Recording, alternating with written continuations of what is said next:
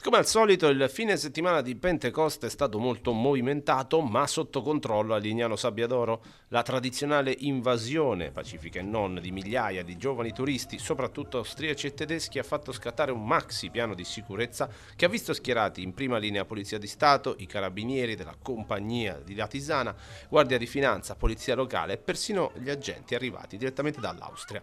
Il bilancio complessivo parla di centinaia di persone e veicoli controllati. Nel complesso non si sono registrati per fortuna gravi episodi di cronaca, se non qualche lite sedata sul nascere, ma il lavoro per le forze dell'ordine non è di certo mancato. Sul fronte della viabilità e della movida molesta, i carabinieri di Latisana hanno pizzicato 5 guidatori ubriachi, tra loro anche un 41enne friulano al volante di una Ferrari con targa austriaca a cui è stata ritirata la patente. Sempre i militari hanno arrestato invece un 40enne locale che doveva scontare 2 mesi di reclusione e denunciato un 19enne austriaco che girava senza un giustificato motivo con in tasca un coltello serramanico di ben 17 centimetri.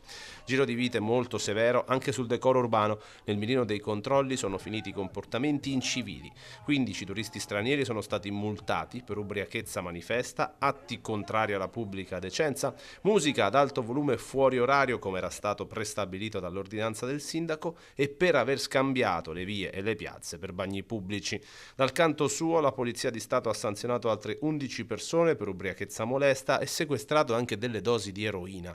Proprio per frenare gli eccessi della movida, il prefetto di Udine, Domenico Lione, ha firmato un'ordinanza che istituisce le zone rosse nei punti più sensibili di Lignano, attiva da subito e per tutta l'estate. Un provvedimento che ha già portato a casa i risultati sperati: 4 le persone che sono state colpite da un immediato ordine di allontanamento dalla località balneare.